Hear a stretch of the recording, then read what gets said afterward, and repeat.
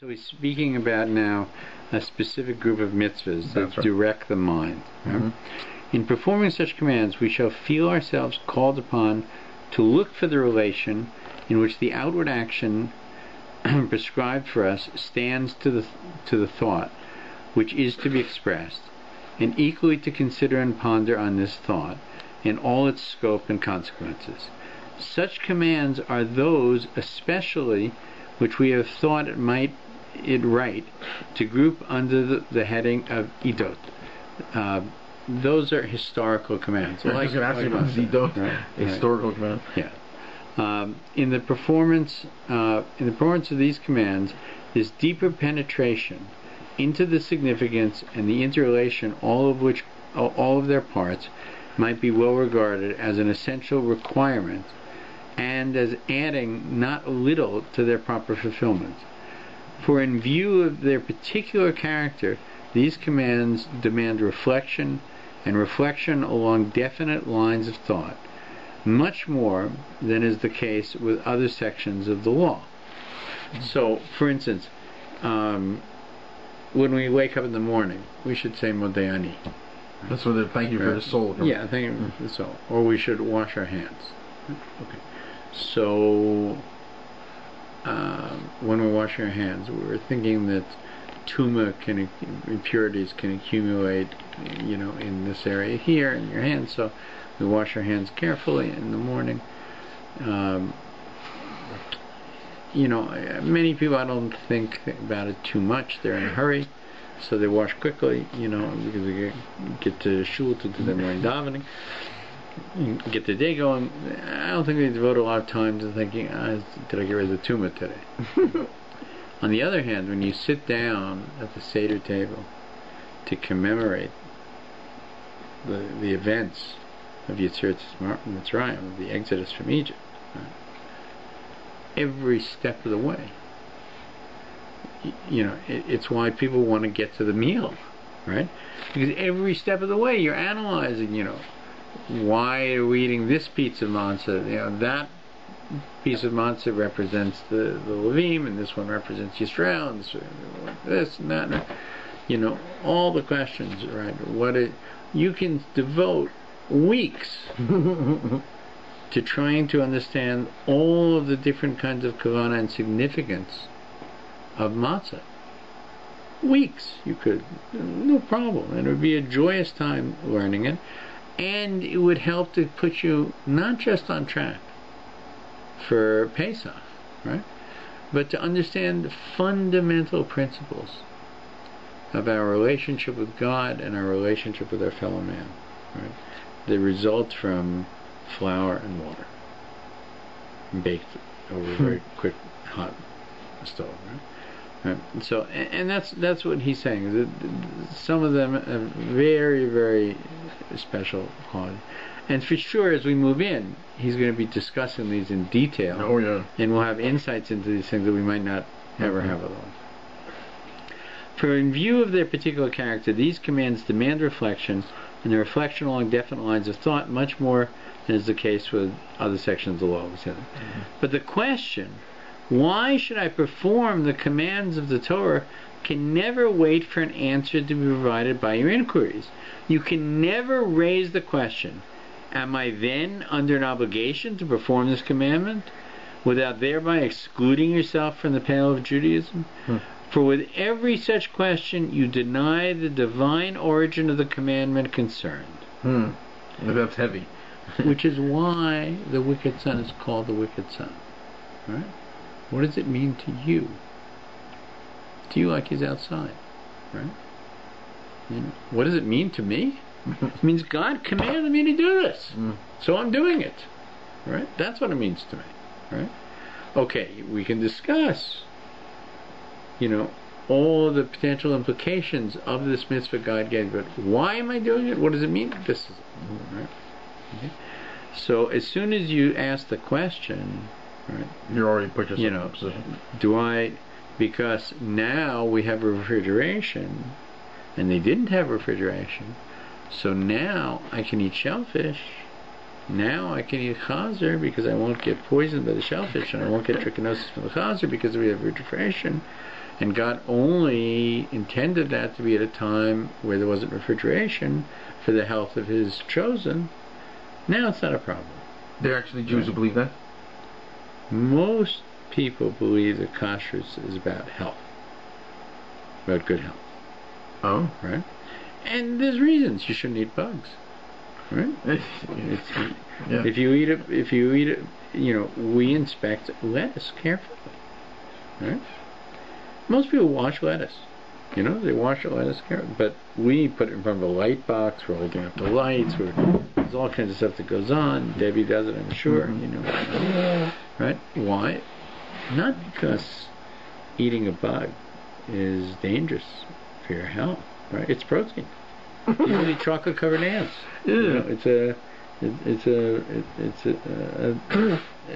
gourmet delight in some places. No, it's because of the damage it does to our neshama, and we're forbidden to eat it. Right? Consequence of it is that most kosher foods will have a much lower level of parasites than non-kosher foods because they have additional levels of inspection. So people conclude that kashrus is about health. And many people who are not Orthodox Jews, most kosher food is not eaten by Orthodox Jews. Most kosher food is bought and eaten by people who are in the health food business, people who are Muslims that are eating halal, right? Or people who just generally think, there are the argument that many corporations have is it's good marketing to have a hechsher. Really? When it says OU, right? There are people who are not religious Jews who look for a kosher symbol and say, okay, it has a level of inspection. Right? I was talking with Debbie the other day. I said, why there is actually kosher food. There's such a small minority of people, yet companies better do it. That was a beautiful explanation. No, that's the explanation. Because other people, it's a marketing thing. Marketing thing. It's an absolute marketing thing, right? Because I think it's less than 20% of kosher food is bought by people who keep kosher. It's very small numbers. But you have to remember, who's buying Heinz ketchup? I shouldn't be doing promotion for a brand. Yeah. But, or whatever ketchup, is, right? The whole world is buying it, right? And it has a hechsher. Right? So a lot of people are buying it because they like that brand of ketchup, not because of the hechsher. But there is a very large segment of society that believes, and there's an argument that there's some truth to it. Not even not necessarily not religious Jews. Just they could be Christians. Yeah, they just know they think it's people a better are just in health food. Health food, right? Yeah. When you're buying a product that is, people who are not familiar with the laws of kashrus said the rabbi blessed it. That's why you can eat it, right? The rabbi doesn't bless the food. You have a responsibility to bless the food. He can't do it for you. Right? Yeah. What does the rabbi do? The rabbi oversees that whether it's the slaughtering of an animal or the inspection of food or whether the right things were taken if it comes from Israel, that all of these, or the preparation, right, is done strictly in accordance with the laws of kashrus. That's his job. Right? Sometimes it can be involved inspecting invoices. Where did this oil come from? It says kosher oil on it, right? Can I see the bill that you have for buying kosher oil? Oh, your bill says that you bought non-kosher oil. Were you putting non-kosher oil in these bottles? Right. We might have a problem here. So the rabbi's responsibility can be actually forensic, in a sense of forensic accounting. He'll be sent in to look and see where the purchases were made. Right? Or it can be just simply watching. Don't put that spoon over there, please. He says to the chef, we don't do that. Right? So it can be a variety of things, but his job is to make sure that things are in accordance with the law that involves kashrus. Right? That's what he does. The law that involves kashrus generally reduces parasites and increases the physical health benefits. But that's not why we do it. Right? If that's why we did it, then junk food wouldn't be kosher. Because junk food's not good for you, and there's a lot of kosher junk food. Right? There's different kinds of pop that we all know is extremely unhealthy for a person to drink, it's kosher. No problem with the consciousness of it, right? So some people would argue that just as you shouldn't bungee jump because you shouldn't put your life in danger, right? You know, that's why you shouldn't smoke today. Right? You could argue the same is true with these kinds of foods that are so unhealthy for you. But today we don't hold that. Today, consciousness has to do with preparation, with purchasing, with where it was purchased, how it was prepared, how it was killed, or whether it was grown at the right time of year and the laws around it. That's what it revolves around. Right? But people view it as being a little healthier, and it may well be. It may well be, but that's not why it's done. Within the circle of Judaism, the divine law must be the soil out of which your intellectual and spiritual life is to grow, not vice versa. Right? That is to say, you're not a tree that you put in that soil. You are a seed that grows from that soil. Right? You must not, from your intellectual and spiritual life, produce the basis which to establish a divine law. Right? And again, he's living in a time where he's confronting a form of Judaism where people are saying things that don't make sense to us we're removing from the process. Right. There will accordingly be two schools of study engaged in the exposition of divine law, differing only in the sources from which they draw their knowledge of it. One school will concern itself with the comprehension of the utterances regarding our practical conduct. It's regulating. Right. And for themselves, regulating our practical conduct in and for themselves, and of the lessons equally concerned with practice, which can be derived from those utterances. And its knowledge will be derived almost exclusively from the tradition which transmits the oral and written divine utterances and the regulations of the sages. So one school of law is very devoted to knowing the details of each thing. The other school will concern itself with reflecting and pondering on these laws, and its source of knowledge will be the more or less illuminating power of insight which dwells in each individual religious thinker. The work of the first school lies before us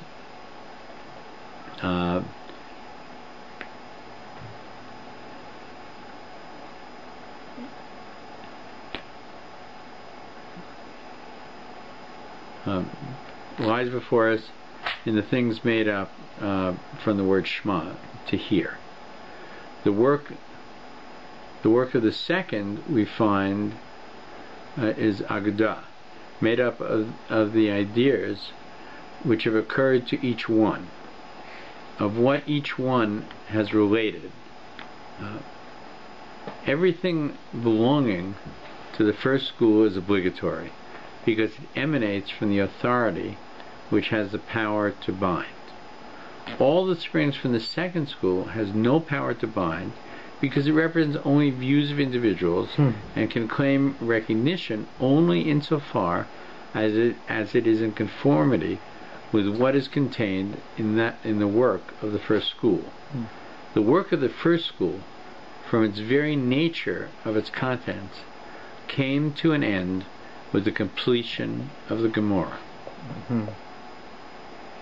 The production of the Agadah, however, free and capable of enlargement at all times, it is all the freer the more firmly established the self-contained work is of the first school, and the less the first school is exposed to any change from the second. The first school should rather serve as a standard regulating the second.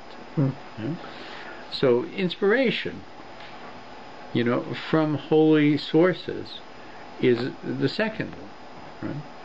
But a methodology of evaluating how the sources apply to the moment, this is the first school. He says the Gemara is pretty much definitive. Then the definitive answer. That's what he's not suggesting that the Gemara. Well, there's another level past the Gemara, which is the distillation of it into halacha. Right? We don't today. We don't rule based on the Gemara. We rule based on halacha, which has a source in the Gemara.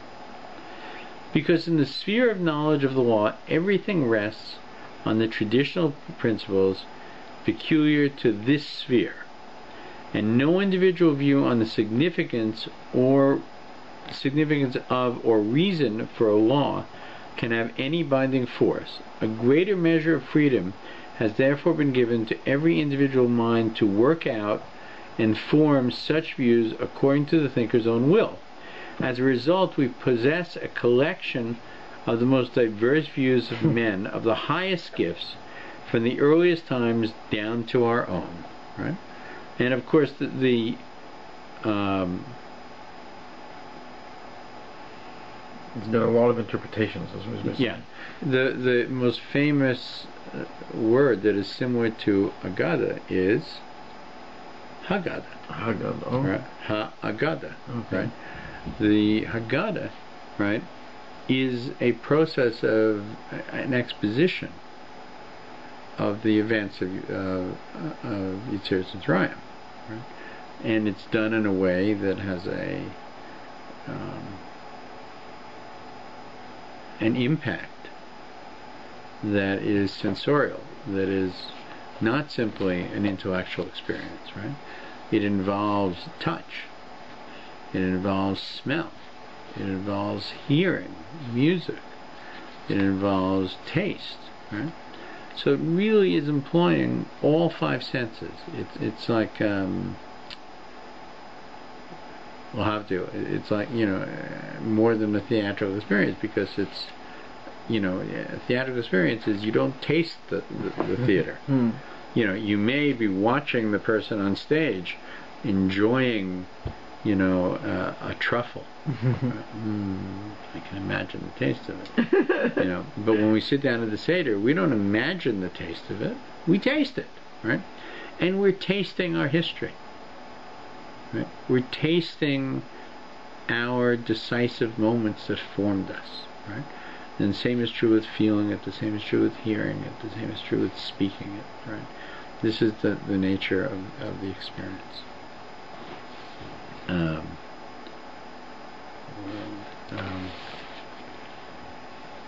You're 4 lines down from because of the sphere of knowledge. Okay, thank you. I keep picking at my finger as I'm talking. So as a result, we possess a collection of most diverse ways of okay. As a result of this process, that is to say, the Agada, right? As a result, we possess a collection of the most diverse views, men of the highest gifts, from the earliest times down to our own day. Nevertheless, the cautious thinker will find guidance for himself in the legal tradition itself. He will, before he begins to meditate on a law, obtain for himself a general idea of the law and all its parts. He will seek justification for his view only in its agreement with the content of the law, since true knowledge demands that any view of this regarding a law should be rejected where the content of the law itself testifies against it. In a word, Mishita, can you come here for a second? Yeah. That says Shmatz. Shemaisa.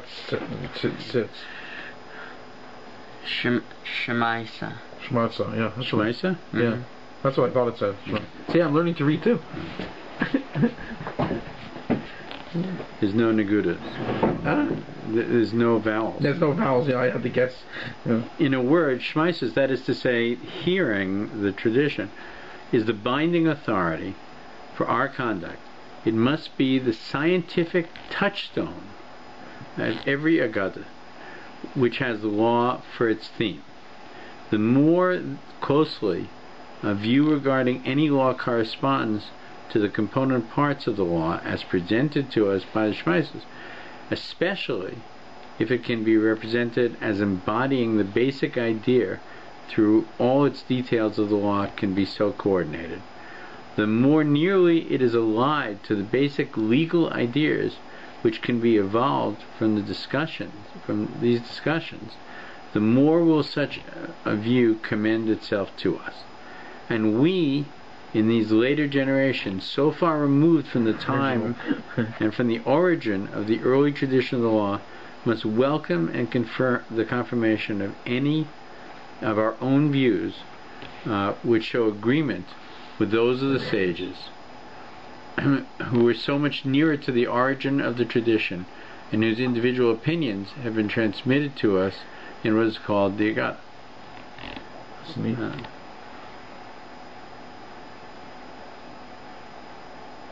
He's talking about the significance of these terms. Yeah, I'm just looking at the note. It's portions in the Gemara all over the place. Yeah, so what he's saying is these terms are the equivalent of halakha and agada. This is what you said. The halakha is somewhere going. Yeah. It's basically halakha. Rules, right? This then is the standpoint from which I should like these essays to be considered. For this is the standpoint from which they sprang. They contain two elements, the element of halakha and the element of agada, of law and of storytelling that's illustrative. The former in the scriptural passages and legal dicta quoted the latter in the views expressed regarding them. The latter section represents the more characteristic contribution with which these essays are intended to offer. The legal excerpts, which are of the most general character and aim not so much as answering a question of law as evoking them, are meant to prepare the reader for the performance of the law in actual life, at the same time bringing in numerous ideas which by the practice of the commandments should be accompanied. But wherever a personal opinion, either wholly or in part, is likely to conflict with the legal dictum, the opinion must give way to the dictum, not vice versa. In other words, don't change it. Yeah, well, I mean, what he's saying is there's a great temptation. Yeah. To say, in the world in which we live today, this agada indicates we should go in a different way than the law did. When you perceive that, you're perceiving incorrectly, because the agada will never be in conflict with it at the end. For the law is transmitted by tradition can alone set the standard for an idea about the law, not the reverse. The idea cannot dominate the law to the extent of altering it. For by the very fact that the idea about a law conflicted with the content of the law, it would show itself to be wholly or partly mistaken. It would at the very least show that when the thinker first conceived the idea, it was not the law in its entirety that hovered before his eyes, or that his mental powers did not enable him to comprehend the interrelation of all the parts of the law concerned. So this of course is true, say, with modern medrash. There are people who write medrash, right? There's some people who write medrash now? People see themselves writing medrash, yeah. I don't want to get into the conversation, okay. Right? But if you were to read a medrash of the past that is definitely opposed to the halacha, right, you would have to ask yourself, right, was the person who wrote this off base? If it is part of our body of agada, right, it probably means that it's abstract and we don't understand it completely, and we should examine it even more deeply, because it couldn't exist in a world in which it opposes halacha. In selecting extracts from legal sources, I have confined myself almost exclusively to the Shulchan Aruch and the Ber Hetiv, which is a commentary on the Shulchan Aruch, which is in almost everybody's hands. These were common books people had in their homes, without citing later authorities. The views of my own, which I have added, occurred to me during my study of halacha and of agada. After all, After all that I have said, I could have no other guide for my selection from the various views before me, or from propounding one of my own, than the traditional form of the law itself, the basic ideas which underlie the discussion of our sages on it, and next to these, the agadic views propounded by our sages themselves. So he's saying the people who wrote the law also wrote the Agada. Yeah. Right? The people who wrote the Halakha, who distilled the Halakha from the Gemara, right? Those people also were writing the Agada. The people who wrote the Gemara also wrote the Agada. And they covered both sides. So they weren't writing things opposed to themselves. Right? Yeah. The Agadic views propounded by our sages themselves, I strove always to keep these rules assiduously before my eyes, carefully before my eyes, so far as my feeble understanding and the limited range of my knowledge allowed. I like when he's so humble, but he's vast knowledge, and he always say limited. Yeah, but you know, it's this wonderful story. I'll just separate for a second, which I love this story. Is at the wedding of the daughter of the previous Satmar. There's a tradition that a batchan, a clown, would perform, and part of what he does is he kind of imitates other people. You know, guy walks like this, he walks like this behind him, you know, or he talks like this, or talks like that, right? And what is his purpose? His purpose is to bring joy to the wedding. Sure. So at one point, as the story goes, he came to the Rabbi, Satmar Rabbi, and he said, would it be permissible for me to exchange some words with the Rebbe? Now this is very dangerous ground. Yeah. Because he's a clown. Yeah. And his job is to make people laugh, and he's sarcastic, and now he's talking to the Rebbe. Right? The source of Torah to its Chassidim. Is he going to make fun of the Rebbe? No. And if he doesn't make fun of the Rebbe, is he going to be funny? It's a problem. So the Rebbe said, sure, no problem. Please, what's on your mind? He said, Rebbe, between me and you, there's not such a big difference. Okay. Wait a second. The Hasidim are listening. Between him and our Rebbe? What's he saying?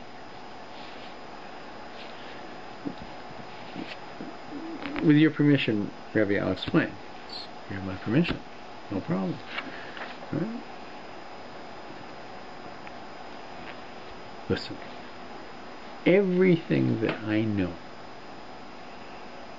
you know. We share it in common. Right? And every piece of Jewish law, of Gemara, that you don't know, I don't know also.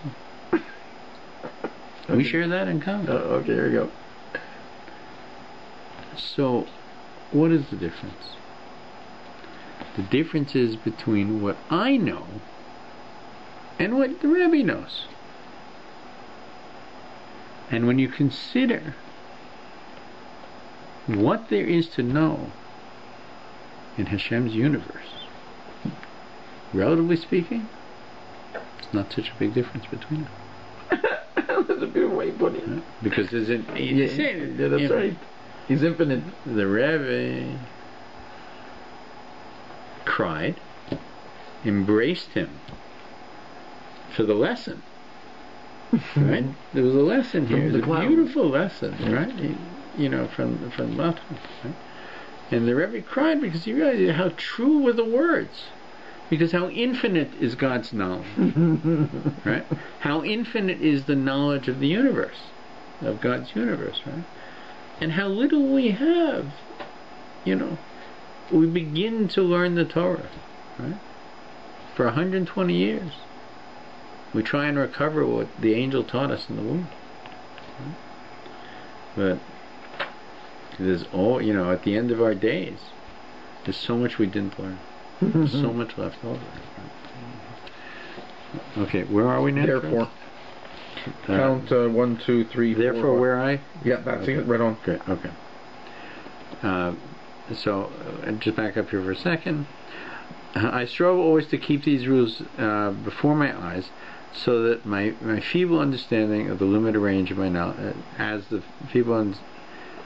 as far as my feeble understanding of the limited range of my knowledge allowed. He's recognizing this point.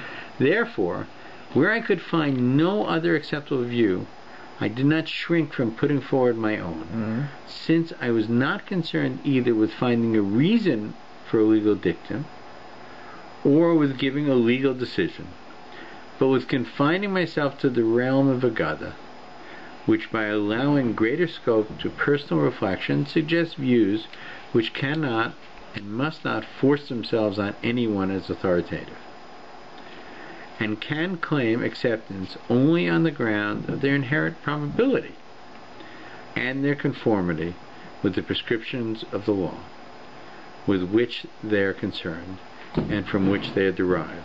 The reader may be assured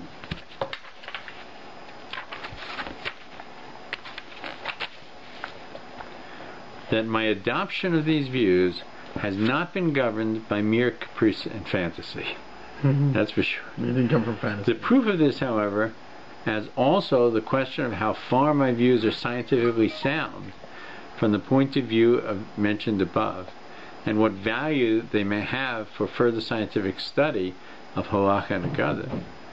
These I reserve for special treatises in which, please God, I shall examine the whole again with reference to the sources, and in which I hope to be able, to the best of my ability, to correct mistakes and inaccuracies from which these chapters will certainly not be free. Here's a note. The results of this re-examination are contained in the later writings of the author, especially his commentary on the Chumash, which you have in your I have it. Right. The notes on the second edition. The second edition are the red ones. Right. Yeah. They're better. No. Your edition is probably the 5th or 6th. Oh, okay. Right. But the red ones are the yeah. latest ones. Yeah, that's right. Yeah. They're nice, though. Yeah, this book and these I notes see were what you mean. way before your edition. Years ago, yeah, okay. Yeah, it was way before your edition. The one I have is the red ones. They're new, very new. Right. So they just came out. The red ones. In these chapters themselves, however, everything unconnected with actual practice must be dispensed with, and with it, all corroboration by reference to sources and quotations of passages, since these pages are meant for perusal by the widest possible circle of readers, and for them such an accumulation of quotations would represent a heartily profitable enlargement of the book, which has already grown too big, and in most cases, to a mere quotation would not have sufficed. For similar reasons, where a certain view has been expressed in the Agada figuratively, I have given only the idea without the figure in which it is clothed. So, what he's going to tell us, right, is that he's going to give us a richness behind the halacha, right? But he's also limiting the expanse of it, because his ability to take the time to prove everything that he's going to do may not be within the scope of the pages that he has. I'm confident that he'll succeed. Oh yeah, sure. Any reader acquainted with the subject will be aware that the method of presentation must vary with the different classes of precepts. Thus, in the Torah, the task was to give practical application to principles of conduct already recognized. In the historical, he translated as signs into ideas and symbolic practices into words. In Mishpatim are civil laws. In Chukim, laws that we don't have a logical understanding of. And mitzvot, to elicit from the halachic discussions their basic ideas and set forth the most important details of the precepts. In avoda, in the service of God, to expound the true meaning of divine service and of the prayers in general, to describe the individual prayers and forms of service. Everywhere, however, in greater or lesser degree, according to what the subjects seem to require for a class of readers in which this book is addressed. To call for the fulfillment of the religious duties in actual life, to point to the consequences of their observance or non-observance, and to plead with my readers for the fulfillment of the divine commandments. He's making an argument that I'm going to give you what you shouldn't have asked for. Right? You should be keeping the law. Why?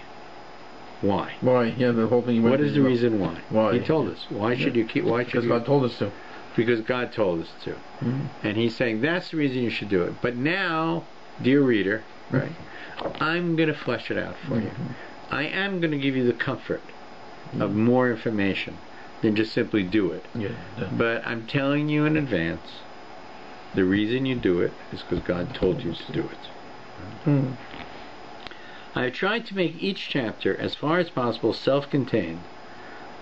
For in a book like this, which is not meant for a single continuous perusal, but aims rather to being a vad mekum, to be consulted in the various situations when problems of religious law arise, I thought I should best meet the wishes of the reader if in each chapter I could give a complete treatment of its particular subject. Some repetition, which has in a consequence become necessary, will therefore be deemed excusable or even useful. So we're actually going to do it differently than he suggested. He's saying, I'm giving you a reference book. Yeah. You want to look something up? Look it up. Look it up. The responsibility for damage caused by property or physical force. Look on page 99. Page 257. You want to know about Hanukkah and Purim? Look on page 252. Right, here's something about the Haggadah on page 117. All these things. Now, for us, you and I and our audience, right, we're going to methodically go through it from beginning to end. At the end, you will have a different understanding of the universe of Jewish thought and action. That's really what the result of it will be. From what has been said above, it will be clear that not a single line of this work has been written with the object of trying to defend divine commandments, since the very thought of such an attempt would appear to me to be a denial of their divine origin, and consequently is lying outside the pale of Judaism. My object was not to inquire why these commandments devolve upon us, but to describe what they are and to set down the ideas to which I was led by reflecting on them, and which it seems to me could be of advantage for their actual performance, and similarly where it seemed to me to be suitable to make an appeal for such performance. This was the attempt I wished to make, and I ventured to lay my essays before my brethren and sisters because the time seemed to demand something of the kind. If therefore, dear reader, you look to my book for defense of divine commandments in the face of your inclinations, views, and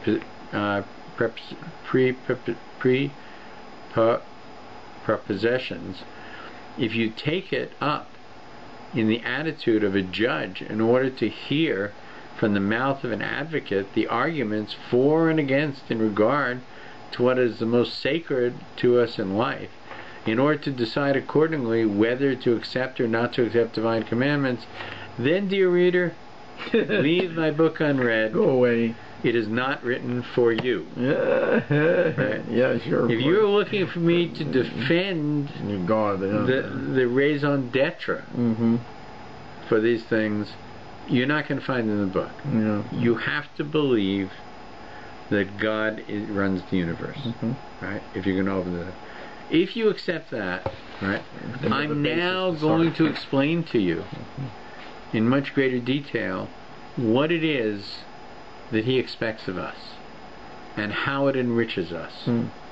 to follow. It's already taken supposition that we do believe that these are divine, and now we're going to deal with them. Exactly. Right.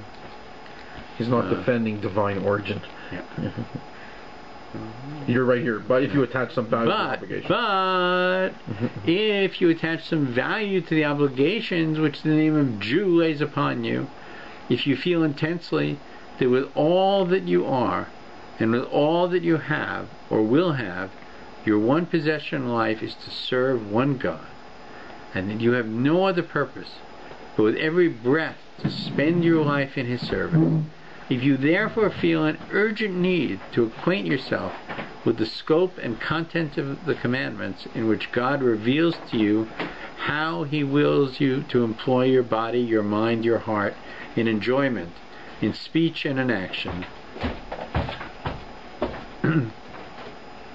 if then you would welcome an attempt to translate the symbolic observances which you perform in obedience to the commands of your God into words which appeal to your heart and mind, if you will not object to some words of admonition which will recur to you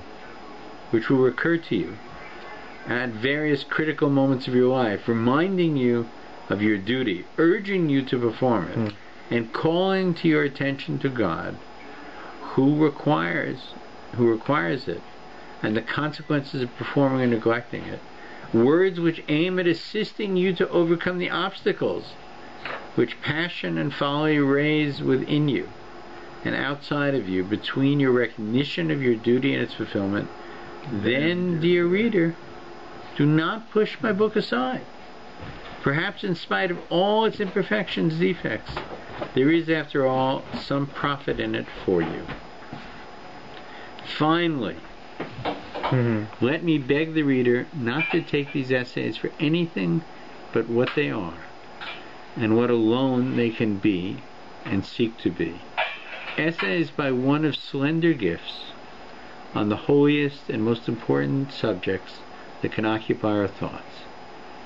If further I have ventured to call attention to certain deficiencies and wants of the time, the reason being that it appeared to me a duty to do so, even though one could do nothing more than just call attention to them, I am still far from thinking.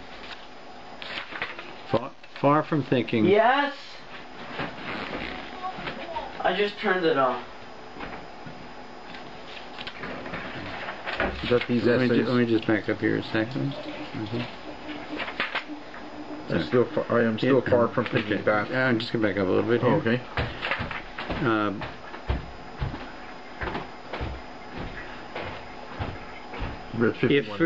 I see.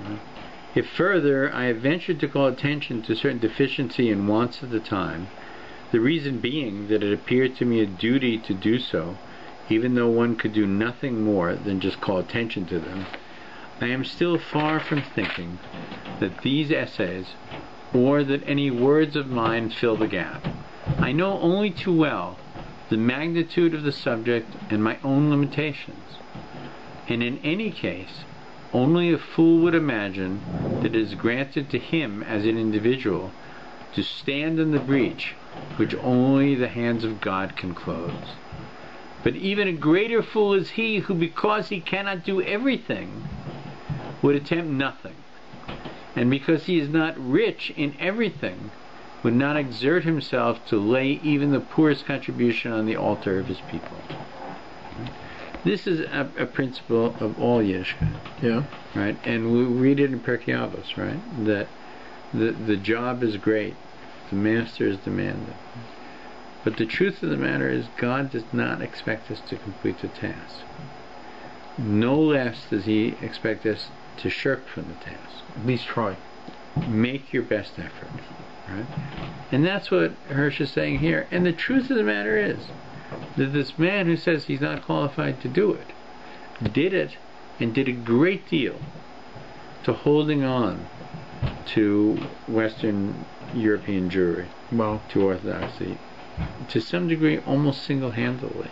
Wow. Hirsch stood in the gap. He fought against the misuse of the Enlightenment. Right? And today, he is a shining light to all of us, and still we struggle with many of these issues, today, and his advice stays with us. Right? It is only essays which I venture to offer, not a complete treatise. I shall be happy if here and there someone more gifted than I finds a thought which he considers worth pursuing, taking up the work at the point where my powers came to an end. I shall be happy if but one of the noble sons and daughters of my people is prompted by my book to break away from the currents of the present age and take refuge with that which alone is permanent in a fluctuating world, namely, the God and His Word. I shall be happy if anything erroneous or false attaching to my work is recognized as such, so that it does not help to increase the total of error and falsehood in the world. But I shall also be happy if it contains something true and pure, which He, Hashem, in whose hands rest the religious affairs of Israel, would not disdain to reckon as but a small contribution to the joyous upbuilding of the Kadosh Kadoshim, the Holy of Holies in Israel. To have carried even one stone to the mighty structure, to have contributed one drop of oil to the lamp of the sanctuary, who would not find in this his abundant reward? Well, signed written in Samson Rapheal Hirsch in 1837. He wrote it in Oldenburg, Germany, in 1837. But everything he said here can apply to today easily. It'll soon be 200 years since he wrote it. Wow! And he could be writing it right now. Right now, and we'll see exactly that. Amazing. Go forward. Next week we're going to start section 1. Next week we begin the book. Yeah, bring the actual book. Yeah.